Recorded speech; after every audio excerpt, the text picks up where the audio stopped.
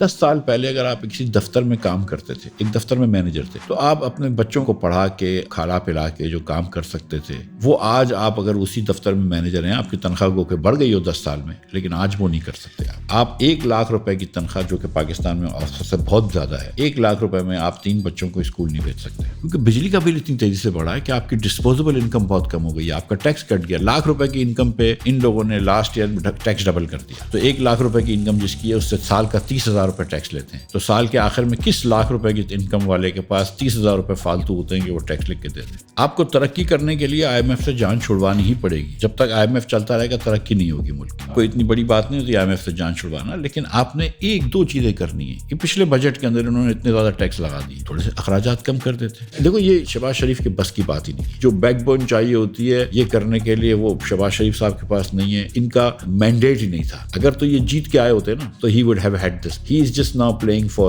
time. Will he get the time? یہ تو خیر 2 ہی لوگ جانتے ہیں، اللہ اور ایک.